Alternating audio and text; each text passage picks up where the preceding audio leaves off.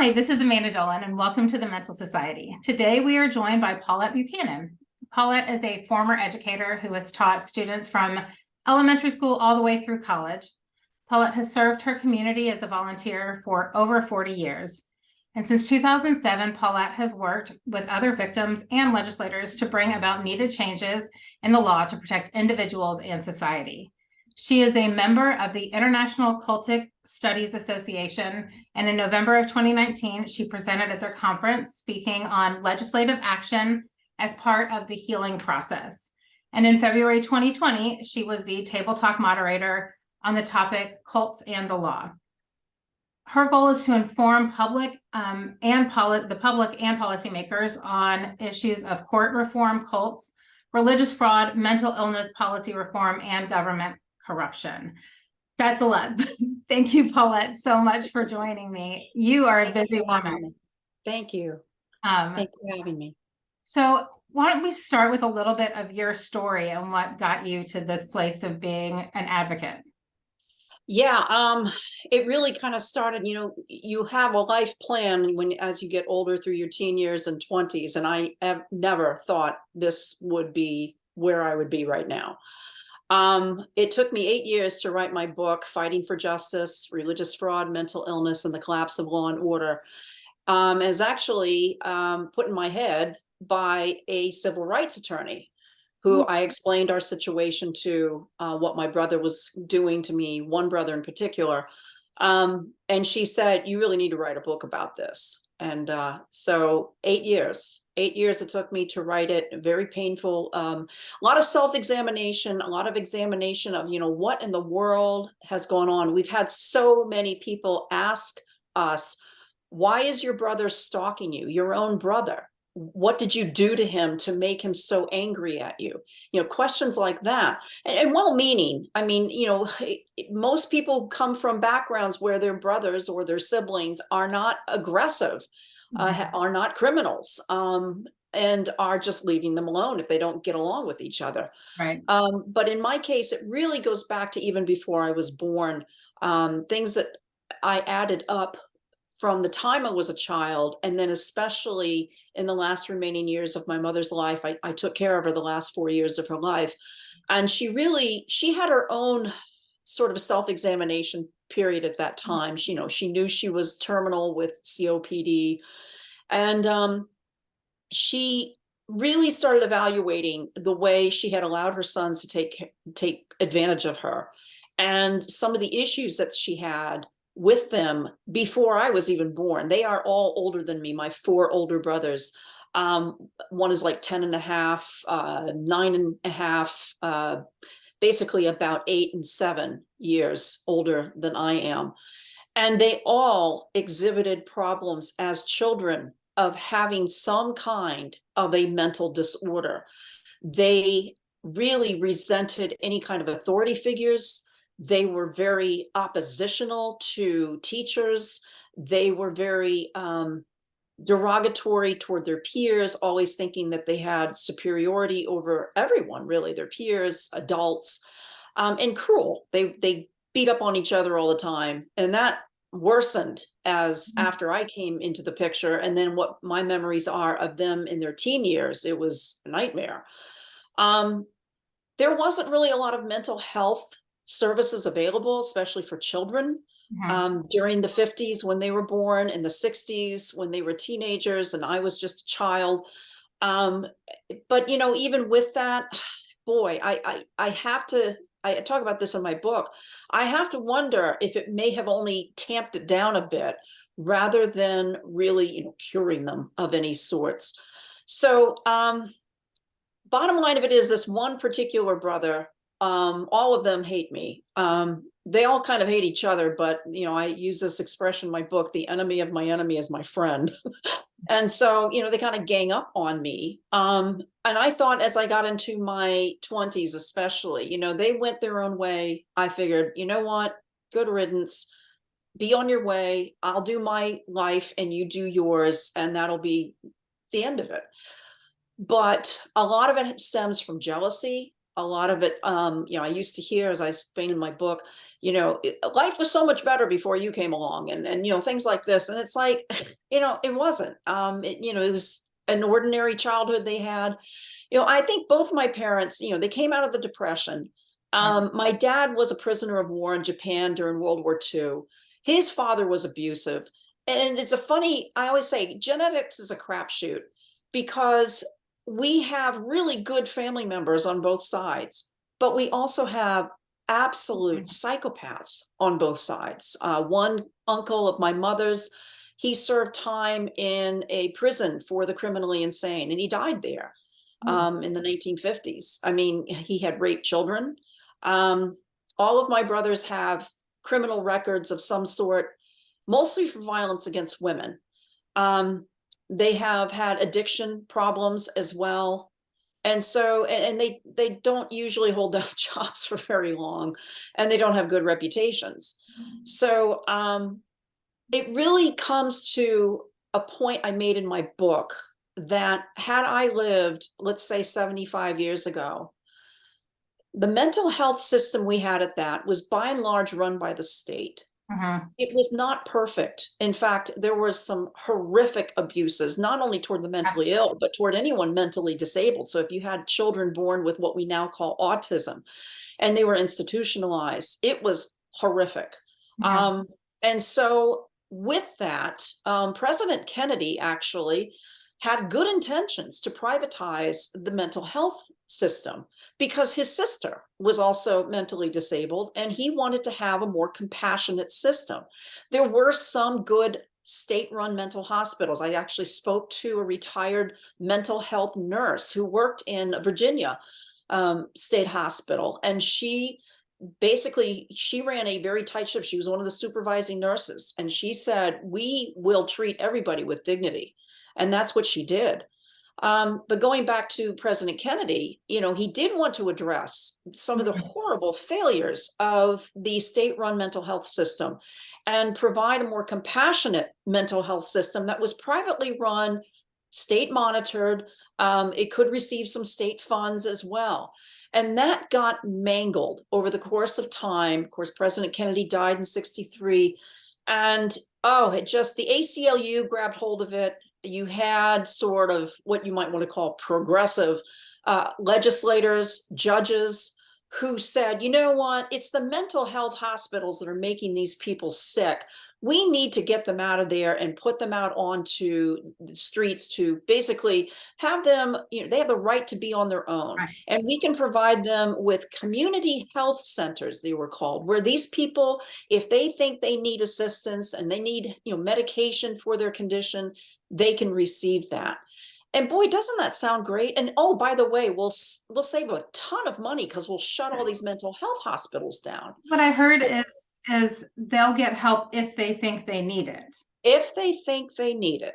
So yes, there are some people, if you're facing depression, if you're facing some milder forms of manic depression, if you're having anxiety, yes, you can determine, gosh, I need some help. I need some help. I need to get something. Maybe their own physician will recommend something to them, something like that, to go to these community health centers.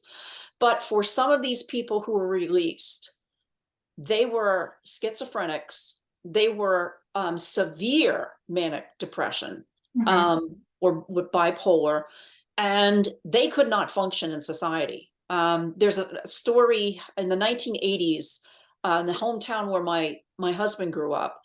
They used to have a street festival every summer. They would close off the main street to car traffic, and it was a great big boulevard. And they had all the stores offering sales. It was a big event. A lot of people went to it. And in the middle of broad daylight, this guy who had been recently released from the state hospital, he was diagnosed schizophrenic. In broad daylight, he stabbed to death a little girl as she stood next to her mother, in broad daylight, soon after they closed the mental hospitals. Yes, there were bad mental hospitals, not all of them, but there were too many of them. But we have currently really bad nursing homes, some really bad hospitals, really inefficient, really incompetent. Do we shut every single nursing home and hospital down and throw Alzheimer's patients, dementia patients, Parkinson's disease patients out onto the street and say, oh, really, you have the right to be out here. You take care of yourself. It's just so inhumane to have done this, so cruel, really, to have done this, and not a sign of a civilized, compassionate society. And so one of the things that I'm trying to work with, and actually Tennessee legislature has a bill proposed, and we are working with our legislators to say, you support this bill. It gives more power to judges to commit somebody into involuntary treatment who has made active threats to either harm themselves or harm other people. And it makes the process for family members, for law enforcement, for physicians, to anybody, really, the general public, to report this, a neighbor, for example, or a coworker, to say, look, this guy is just, or this woman is acting really, claiming that God is telling them they're the hand of God's wrath. I'm taking this actually from my brother's own words, and threatening people. And it gives the judges more power to instantaneously commit these people into psychiatric evaluation and treatment. And it doesn't seem to give any length of time. It's basically building off of an existing law that basically gives at least 10 days in psychiatric evaluation. And I think it honestly needs to be much longer. We need to bring back compassionate, competent, long-term or even permanent mental health commitment to people who are really not capable of functioning in society. They are riddled with delusions. They're not functioning. They're not capable of taking care of their most basic needs of hygiene, of caring for their nutritional needs, of anything. They can't maintain a household. They cannot function. And there are people like this.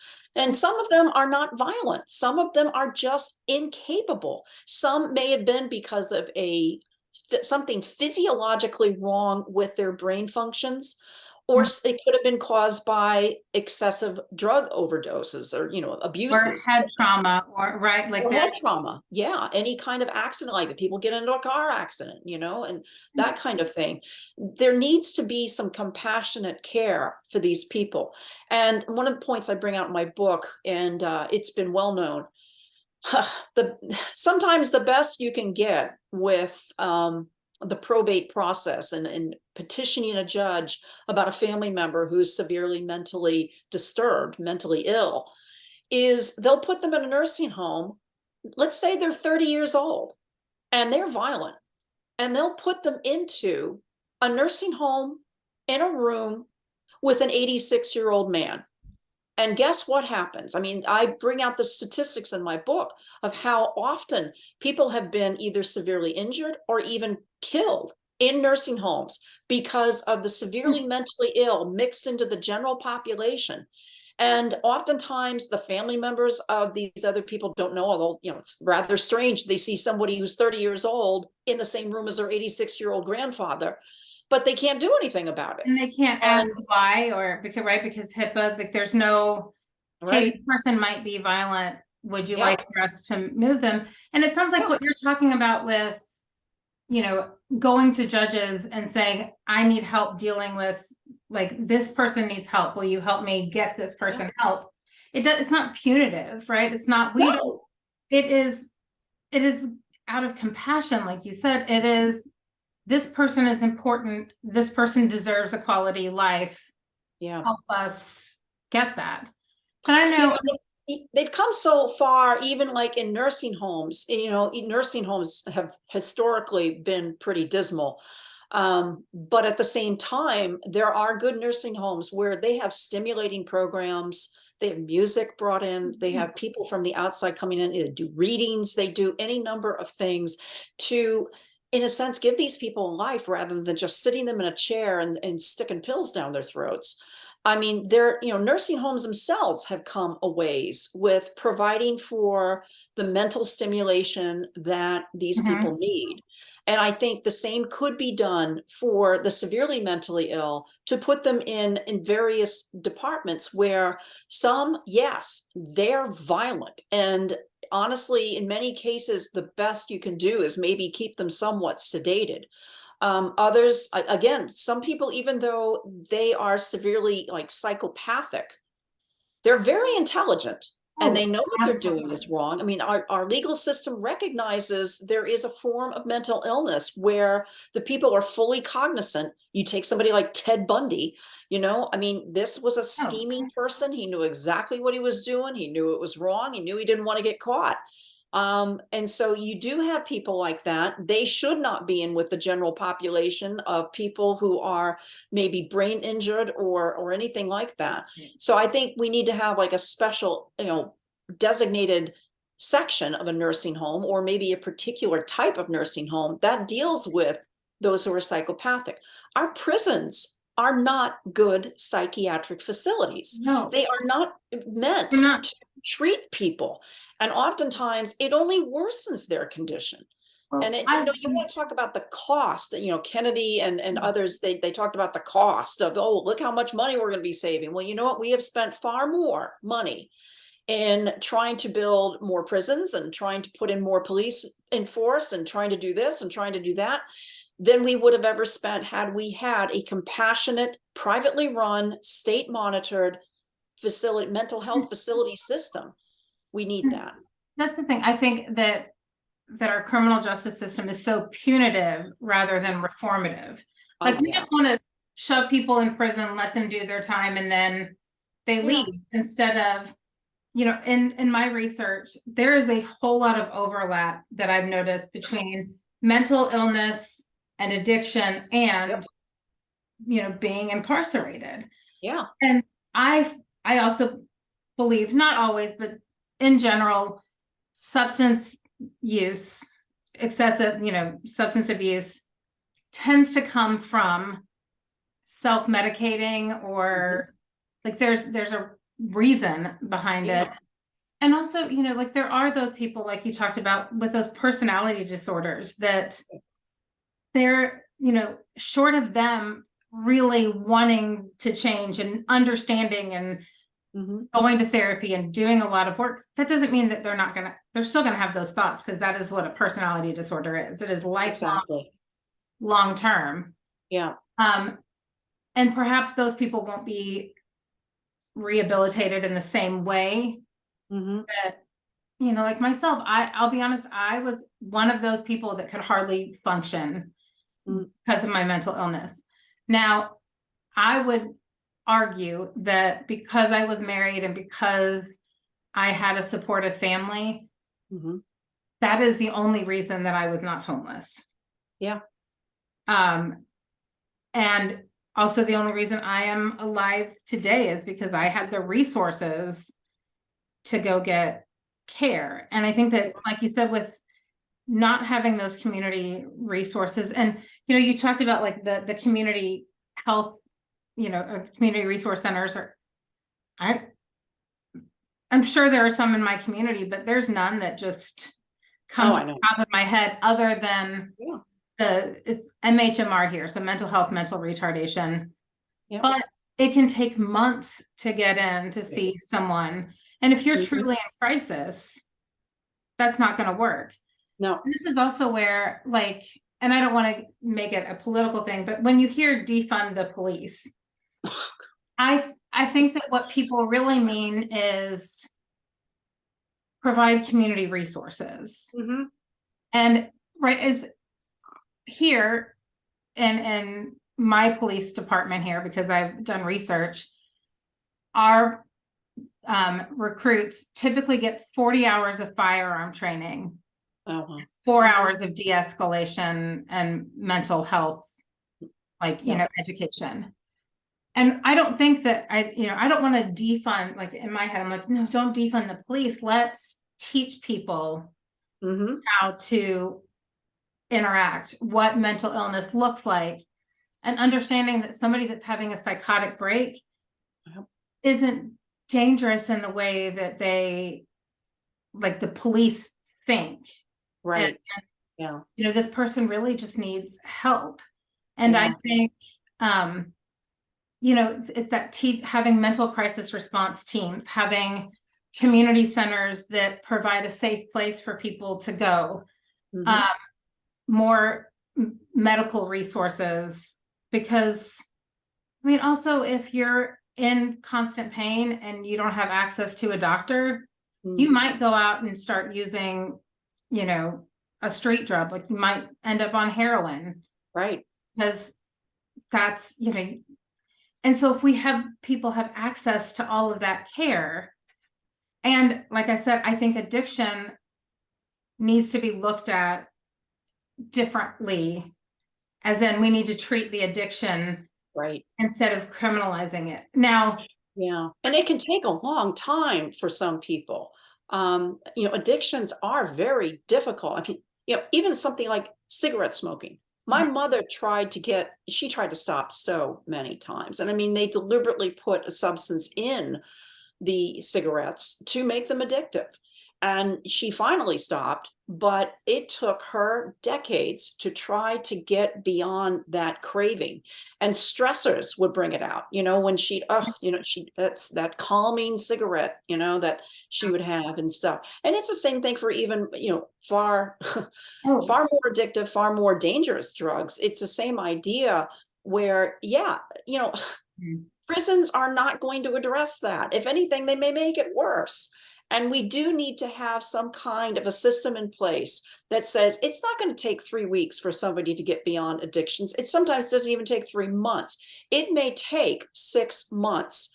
And during that time, too, people need to learn other types of like coping skills.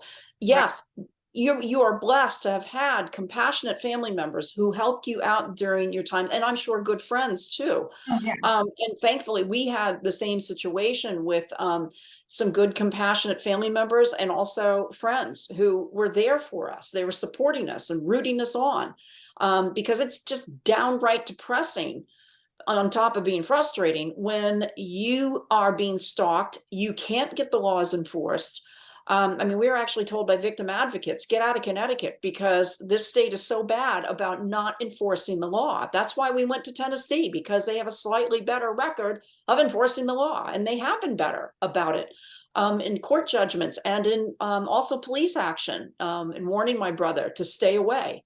But we need some kind of specific treatment Mhm. for people, and we need to take into account, kind of like what we were talking about before our recording, people have different learning abilities and different ways in which they comprehend things. And for some, it may take 3 months. For others, it may take 3 years or more to really comprehend all of the issues that go into why they're doing a certain thing that's destructive to themselves and to others around them. And again, if they know that they have that compassionate system in place that sets those good boundaries, it's kind of like, you have a playground, and they've actually done studies on this, where if you have a playground that doesn't have a fence, the kids tend to be like closer involved with each other and kind of stay away from the street more so than if you had a fence where they can run along the fence and everything else, because it's a good, healthy boundary. And it teaches them to say, this area is safe, that area is not. And when they have those clear, distinct boundaries, when they really start to understand that and form those new mind habits of thinking, that's where, again, the support system they need, it has to be continuous. And, outpatient programs are good to a point, but too many in those outpatient, first of all, they kick them out far sooner than they're able to handle, and Right. also they really don't have a lot of the same support that they need. One of the reasons why we have such a high recidivism rate is because, I mean, it literally does get down to 3 hots and a flop. They know what it's like. If you ever saw the movie Shawshank Redemption, they talk about that. When you serve all this time, you get out and it's like, oh my goodness, I'm lost. Plus you've had the stigma of, oh, it's on your record, you can't get a job type of thing. Right. Prison reform is also another issue that we really need to address, because the two are really interlinked with the mental health problems and also the crime problems, because really you have to get to the root issue. Sometimes people commit crimes, in a sense, that's an addiction for them. It gives them that satisfaction that it would be just the same as if they guzzled, 2 bottles of vodka, or if they shot up in their arm or sniffed or snorted up. It's the same kind of addictive behavior of committing a crime. It's that rush. People who shoplift, it's that rush. Right. And I don't understand it. I just don't. But I also think too, there's like that homeless piece as well, where Oh some yeah. homeless people would rather Mhm. be, in jail for a few days because it's warm. They know they're going to be fed. They're going to get to take a Yeah. shower, and and so I can understand that. Like if I had to break the law, Mhm. Yeah. go in, or But they shouldn't have to break the law to get the help they need. I agree. That's the whole thing. You Yeah. mentioned smoking, and so it got me just thinking about my own. I've struggled. I started smoking when I was 12. Mhm. And I quit on and off. And when I say quit on and off, like I found out I was pregnant and I quit until I was done nursing, and then I started Yeah. smoking again. And then My mom did the same thing. Yeah. so this time around, I am 5 months and 7 days without a cigarette. Good for you. So, Good for you. I'm not having a cigarette today.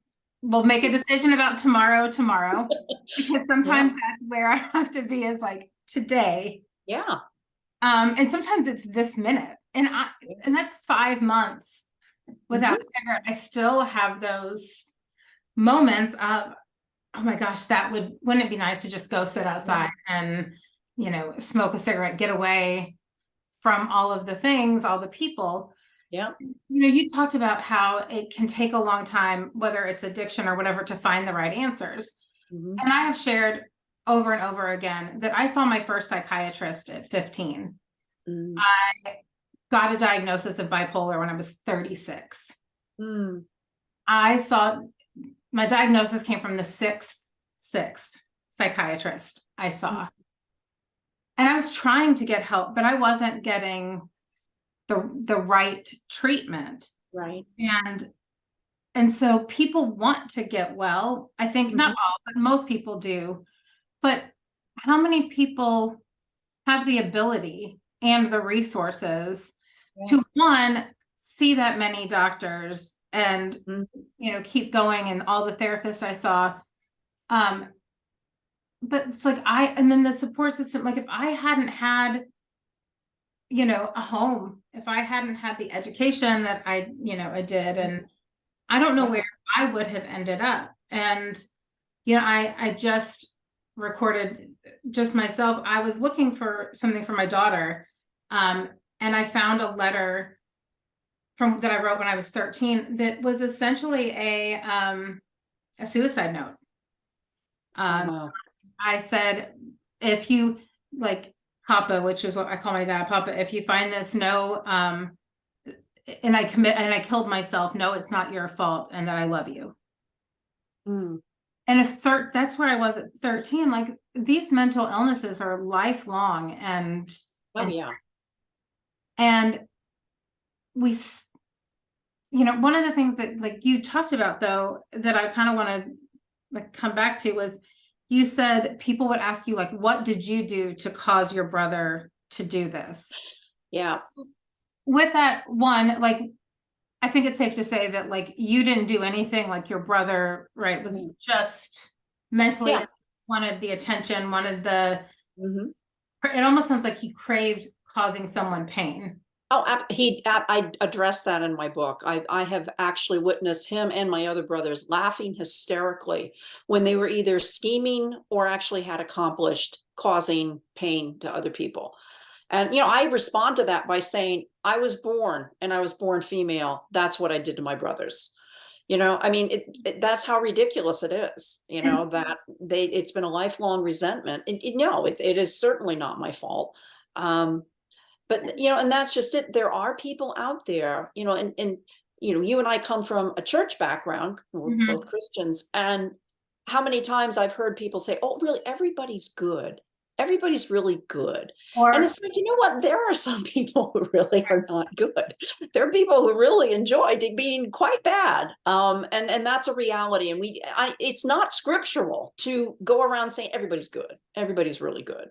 I mean, everybody's not beyond redemption, but more people, I would say there are some people who have more of an effort they have to exert to make their lives right with God and other people. For some people, it's a lot easier, but for some people, they just simply do not enjoy doing good for other people. And I explain it this way because some people say, well, why are your brothers, especially this one, so obsessed with doing all this damage to people? And I said, it's really about power and control. He's addicted to that. But I said, think about the things you really enjoy doing. It could be, crocheting, it could be horseback riding, it could be, hiking, whatever it is. With that same degree of passion and perhaps even more, that's how much somebody with a severe psychopathy disorder, that's how much they enjoy doing damage to people. I mean, they have actually done even brain studies on some of these people with MRIs and things, and they find out that there are distinct differences between those in the general population who function and show empathy and compassion toward people versus these people who are literally, they have the potential to become mass murderers. I mean, that guy out in was it Idaho, who killed the college students. I mean, he exhibited no empathy, and he had a history of exhibiting no empathy. And so I've always said, any of these kinds of conditions, they don't stay static. They will get worse if not addressed. And even if sometimes they are addressed, they'll get worse if they are severe schizophrenia, and that kind of severity. But yeah, and trauma too. When you've been traumatized by someone, it literally does do damage to your brain. yeah. It does. And your brain is always in the process of trying to figure out the whys and hows and everything else. And you have to reach a point where you have to accept there is no logical reason why. And that will help you not only in dealing with the ongoing trauma of somebody who's stalking you, and all of that continuous problem and stress and crisis and all that. It will help you to deal with it better once you accept that there is no why. And it'll also help you in your faith journey to say there is no why, and there is more to life than just this life, and I am going to appreciate every given moment I have. And I say this kind of facetiously, but the best revenge you can have against your abuser is to live a good life. I interviewed someone last week who her niece was murdered by an intimate partner, and she said, my mantra, my motto, what led me to helping others was that I saw something that the best revenge is a life well lived. Yeah. I'm not unique in that. I mean, in saying that, so much truth in that. Yeah. I'm gonna not, you did all of this to me. Okay, but look how good I'm doing. Look at all the things I've accomplished despite you. And kind of it makes me think of when the little kid is, nanny boo boo, right? And running, look at what I did and you can't stop me. That's kind of what I have. But I think part of that is, what does mental health care look like for victims too? Yeah. Oh, I know. I kind of addressed some of this. Again, it's overlapping with the whole problem with cults or cultic-like religious manipulators. I have a section in my book, again, Fighting for Justice, that's called Raping and Slaughtering Souls for Jesus or Any Other God by Any Other Name. Because that's exactly what they want to do. They want to destroy your idea of a good, loving, just God, and they want to replace God in your life. They want to become your God. And usually it's a terrifying, my way or the highway, oppressive God, where you have to try to meet their needs and all this. And if you don't, well, then they always use, well, I'm the mouthpiece of God. And for all intents and purposes, I am God, and so you're offending God by not doing what I tell you you have to do. And that is where the worst of my brothers is. The other brothers support him because they know it's all a religious scam. But yeah, I mean, he has pulled that same stunt in the court system. In 9 lawsuits he filed against me. 2 of those were joined by my other brothers, never without an attorney. They did it what's called pro se, or self-represented. And 2 of those were in probate court. They were trying to dig up my mother and take possession of her body. Yeah. Wow. As she, laid there at, at the gravesite next to where my father's buried, but they only wanted her body. So very, very sick, very disturbing. And again, with the whole thing with cults is that they want to drive you to the point of utter submission to them. Dependency, right? Like, and if you reject that, yeah, it's so sick. And, I struggled with, and I'm free about admitting this, I struggled with those momentary fleeting thoughts of suicide, to just, because it's like you wake up in the morning, it's like, oh, man, you don't even want to wake up. And it's those fleeting thoughts of, why don't I just get myself in the garage and turn the ignition on and, anything. And it's like anything, and I think it was a fleeting thought. And I said, no, because that's what they want. And I'm not going to give that to them. And it's the same thing. I don't want to commit spiritual suicide either, by being so angry at God that I just say, basically, go F yourself. I'm not going to about to do that, because that's another thing that these spiritual abusers want to do. That if you don't follow me, it's the same thing like ex-partners. If you don't follow me, well, then I'm going to make sure no one else loves you either. God won't love you either. And that's one of the things so many people I've talked to have come out of abusive cults, or they've been family members of cultic people who have targeted them, like my brother has targeted me, follow me or I'm going to make your life a misery. This is what they want to do. They basically want you to get to a point where you commit spiritual suicide. You give up all your faith in God. And as I tell people, I am not going to let religious hypocrites and frauds dictate who God is. That is not going to be what the choice I make. They don't tell me who God is. God didn't drop dead and leave them in charge. And the reason why they're doing this, again, it is a form of psychopathy. It is a form of inflicting pain on people that they enjoy, because it's all about their addiction to control and power. And, it's just such an overlap that I think anybody who does research on Jim Jones or any of these other, David Koresh, those are the big famous names. But as I tell people, every single one of these cult followers started in an obscure way. They just had a few followers and then it ballooned. And with the internet, it's even worse. I mean, within hours, they can get a following. And my brother has had followers who he lies to, oh, we're wanted fugitives, we're domestic terrorists, we're child abusers, we're, all these things. None of it's true. But he convinces these people and they never check him out. And the next thing we know, we've had people stalking us at our home who are his cult followers. We've had people calling me on my phone because they're his cult followers. And in some cases, we've had to set them straight by giving them documentation, court documentation, and everything else. And of course, I have my other website up, is stopabusivelawsuits.com. And I've got a boatload of documentation there to refute any and all of his lies against me. And so that's what people need to do. I tell people, don't even believe anything I say just because I'm saying it. Research me. Look at the documentation. It's out there. Okay. I am an open book. I never wanted to be an open book. I wanted to just live a quiet life, and yet, for whatever reason, this has happened, and it happens to a lot of people. And so when you're dealing with an abusive litigant, you have to deal with the mental illness issue. And that was one of the issues that we brought up to some of our attorneys. Is like, isn't there any way we can get the judge to order him into mental health treatment? Everybody can see he's stark raving. I mean, he is severely delusional. and malicious. I mean, they had to call extra security in the courtrooms, it's state and federal courtrooms because of the way he was acting toward court staff. He sued the judges.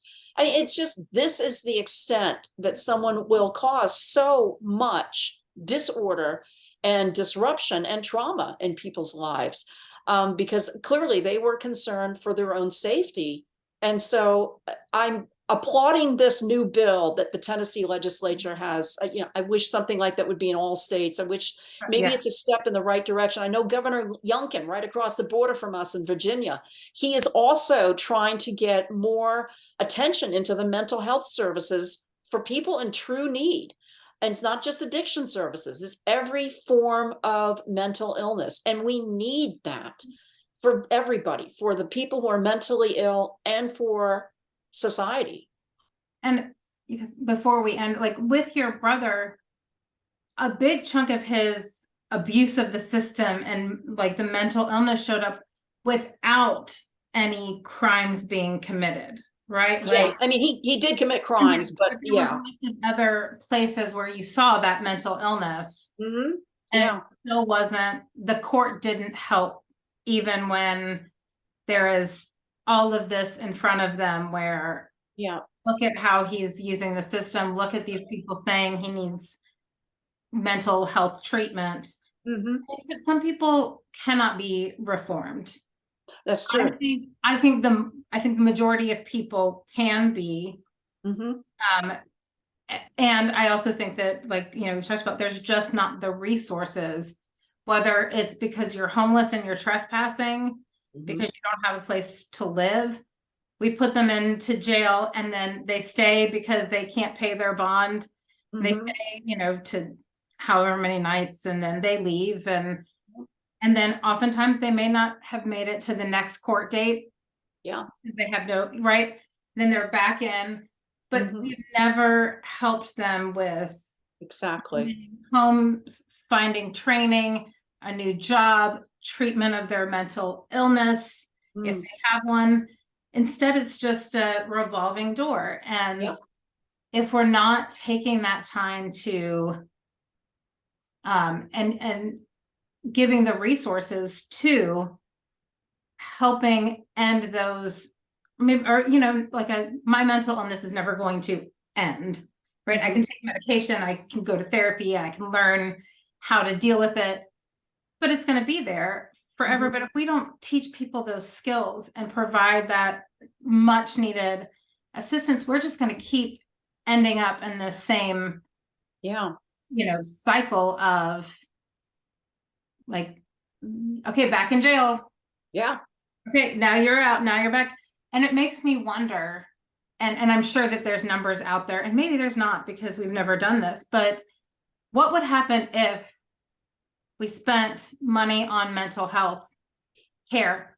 How much would how much money would no longer be needed in the criminal justice system? Exactly. And that's just it, because it would snowball, because you'd also be enhancing your communities where businesses would say, instead of right now, like you take out in like San Francisco or Washington, they're just saying, forget it, we're out of here, which destroys the economic well-being of the entire community.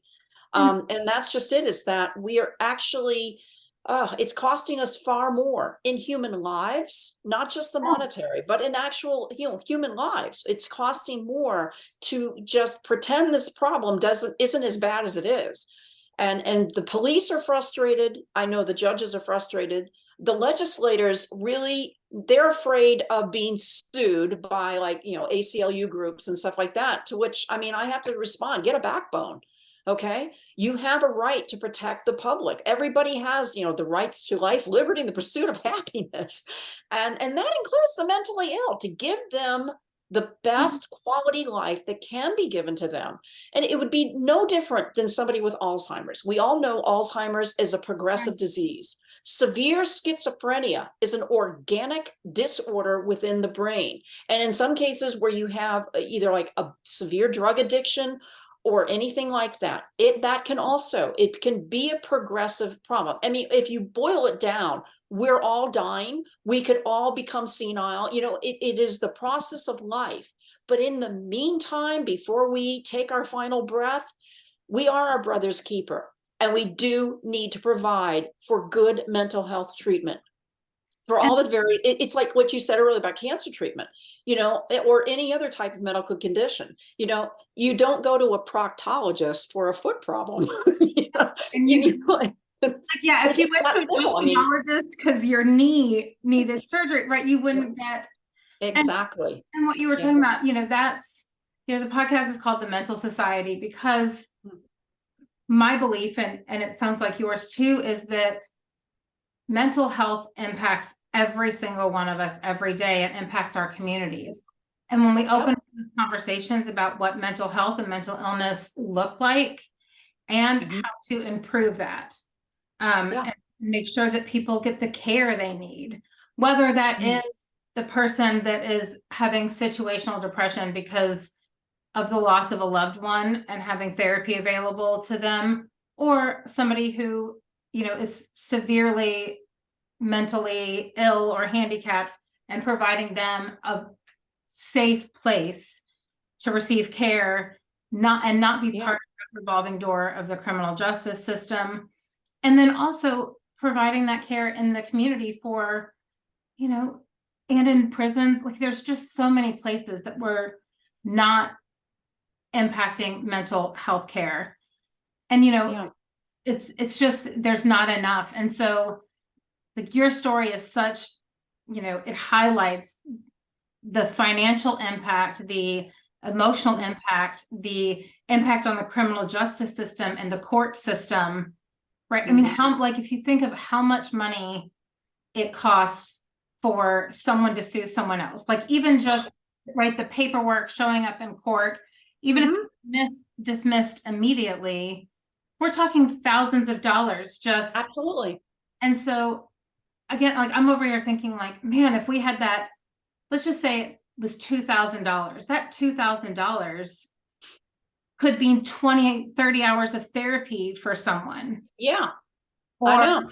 And like, if you think of it that way, you know, your brother filing one lawsuit that was unfounded had the potential to prevent someone else from getting the care they need as well. Yeah. And so, we argued this. We actually talked to a probate attorney and about, you know, what could we do to possibly try to get him committed. And he said it is a tough process, even for families who have, for example, an elderly family member with Alzheimer's. He said, I have known cases where I've argued. He says, it depends upon the judge. If you get a good judge, they will get those people the care they need. But he said, I have gone before judges, and he said, I know I've talked with other attorneys, gone before judges in that county and in other counties where my brother lives. And they have said they get a judge and the physician has signed off, the general, you know, practice that the family physician has said, yes, this person's Alzheimer's is declining. The police have given notice that say, you know, they're wandering or they're becoming violent.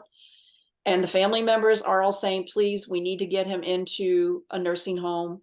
And the judge will turn to the person with Alzheimer's and say, do you want to go to a nursing home? No, no, no, no, no, no. And the judge says, okay, you're not going to a nursing home. I mean, how dare that judge practice medicine by overriding what an actual physician has said is the worsening condition of this Alzheimer patient. And there, that is just absolutely inexcusable. And honestly, I think anybody who's like that, you know, judges are attorneys, okay? They need to be disbarred or disciplined at bare minimum, because that is truly unjust for all parties and for society. You know, I mean, we had an incident over last year where one of our homeless people got run over in the middle of the night on the highway here because, again, either delusional, whether it's because of a mental condition or whether it's, you know, the addiction with the drugs within his system, who knows? But he got run over. You know, I don't know, it was like 2:00 in the morning. And it's like, this was preventable, you know?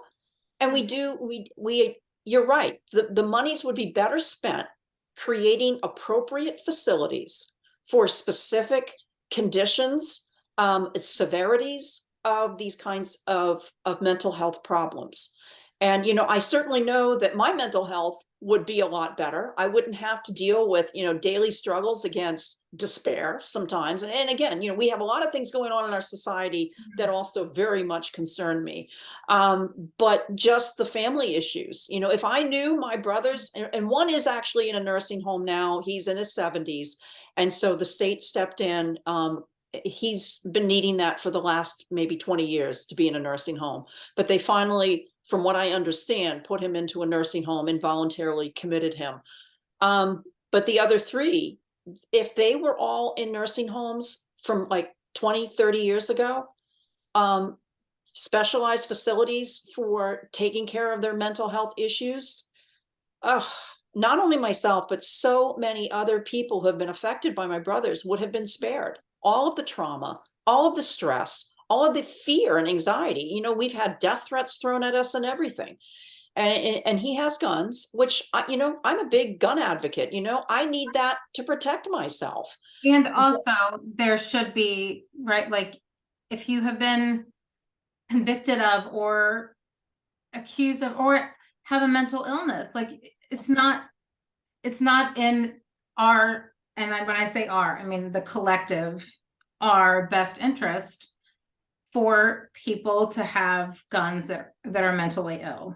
There's actually a federal law that requires psychiatrists or any mental health professional to contact the feds to say, this is this person's condition. He has severe schizophrenia and I recommend he does not have any guns. And they put him on a watch list.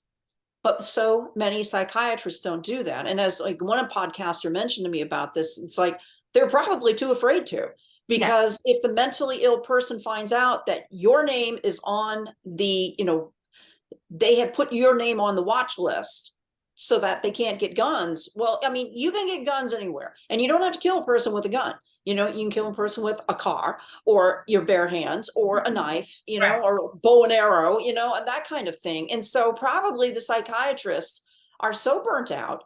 And they know too, the way our legislators made these laws so many years ago, they took away any legal liability to both the mental health professionals and the judges in case these people, upon immediate release or whenever, they went out and they killed somebody. They're not legally culpable for that, even though it's so evident that they should have kept these people longer.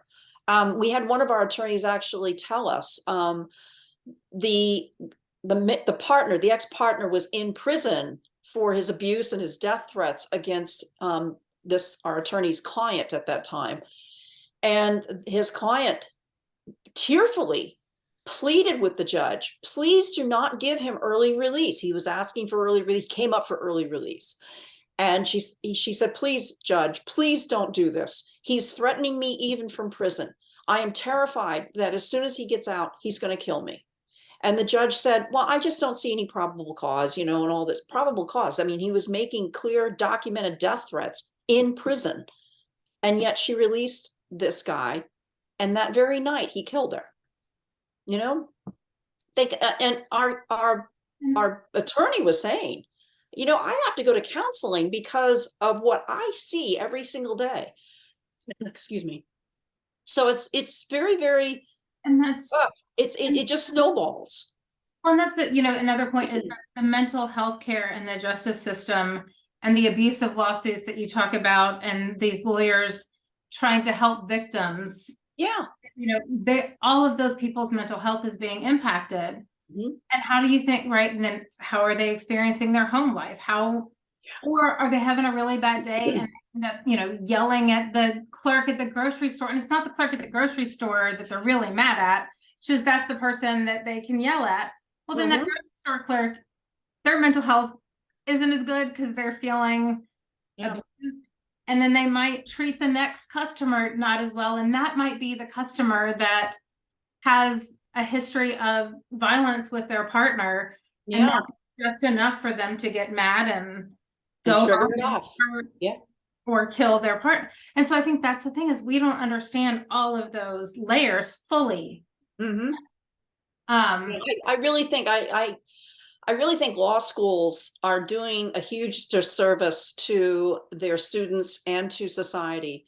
They really need to be emphasizing a more well-rounded education for law school students to understand the human dynamics behind things. Like I think honestly, some of the best attorneys have some degree of medical experience where maybe they switch their majors or something like that. But I think law schools need to require physicians, especially psychiatrists, psychologists, to come in and say, these are these conditions, and you need to understand this for your clients, in defending your clients against somebody maybe with these conditions, or if you become a judge.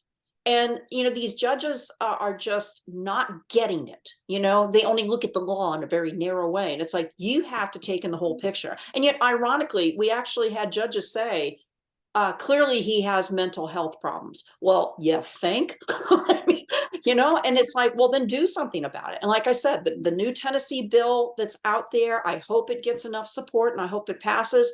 It does empower judges with a little more room to give more serious commitment, immediate commitment, and more serious treatment for people who are exhibiting severe, and I do want to emphasize severe, Yes, mental you're not illness, talking because about I'm not talking about somebody who has, oh, I have anxiety, I got to take Xanax, or I have depression, or, bipolar.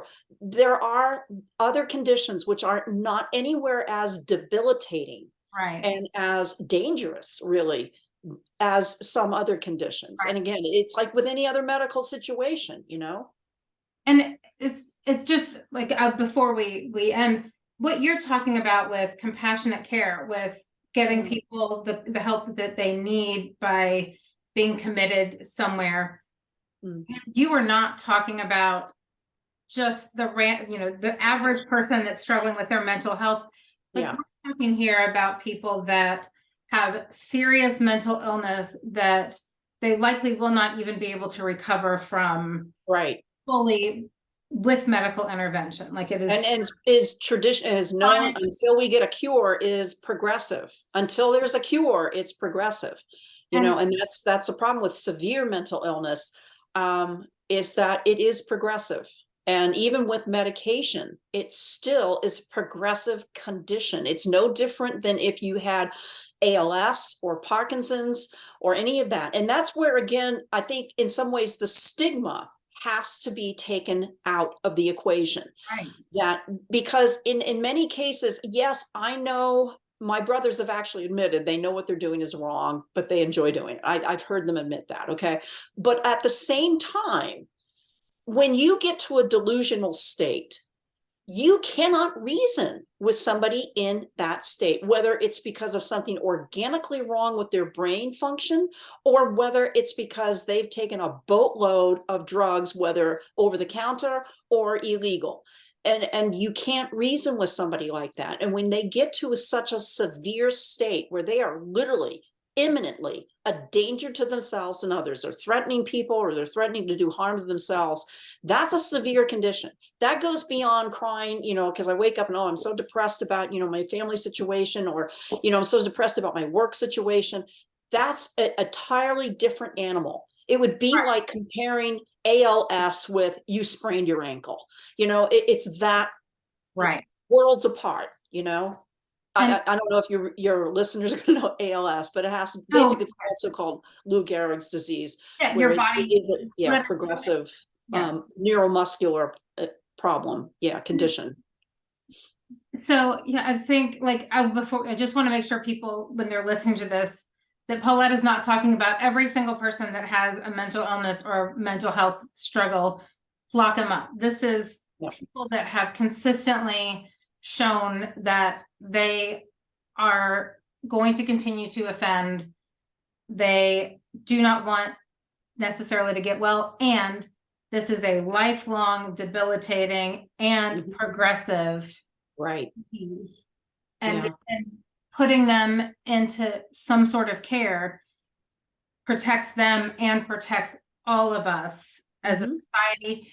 And I think both of us could agree that it saves our our society financially. Oh, absolutely. Some of the stress off of the criminal justice system, even the emergency hospitals, emergency rooms, and the way that they're just potentially endangering other people's lives, because really, can you put a value, like an actual value on a life? That's just it. Yeah.